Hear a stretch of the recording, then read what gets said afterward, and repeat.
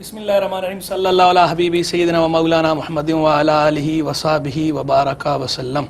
مولدم جام و رشحہ کلمم جرائے جام شیخ الاسلامیست لا جرم در جرید اشعار بے دو معنی تخلصم جامیست.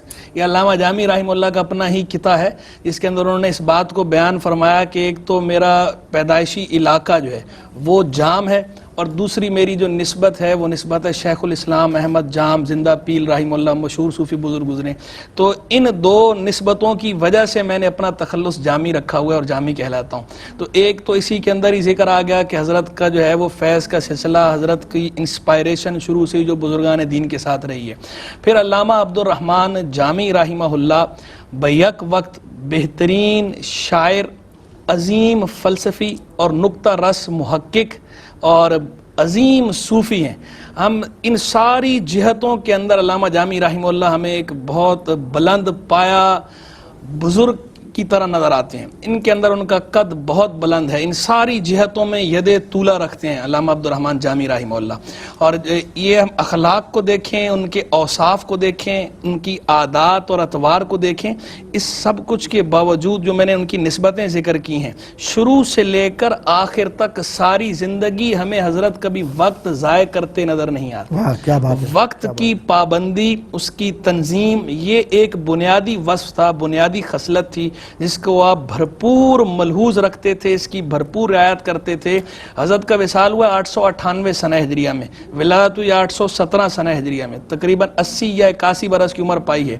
61 برس کی عمر میں جب آپ دمشق گئے ہیں تو 61 برس کی عمر میں بھی اچھی خاصی عمر ہوتی ہے، اس عمر میں بھی حضرت ہمیں وہاں نظر آتے ہیں حافظ بن حجر عسقلانی رحمہ اللہ کے شاگرد رشید محدث علامہ حافظ خیزری رحمہ اللہ کے پاس جا کر حدیث کا سماع کرتے ہوئے حدیث کی سند لیتے نظر آتے ہیں.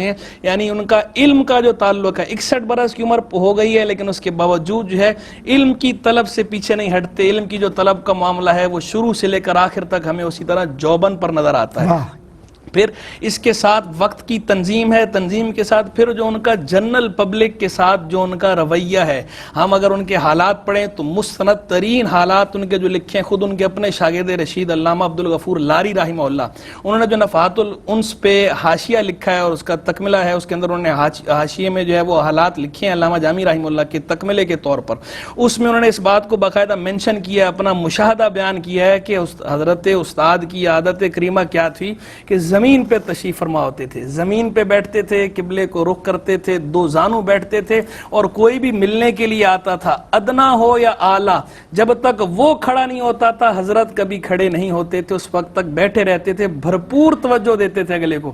تعلق جو حضرت کا ہے وہ ہر طرح کے لوگوں کے ساتھ رہا ہے، ایلیٹ کی کلاس کے ساتھ بھی رہا. سلطنت عثمانیہ کے عظیم بادشاہ سلطان محمد فاتح جنہوں نے قسطنطینیہ فتح کیا ہے، حضرت کا ان کے ساتھ تعلق رہا. ان کے بعد سلطان باجدید خان، ان کے ساتھ تعلق رہا.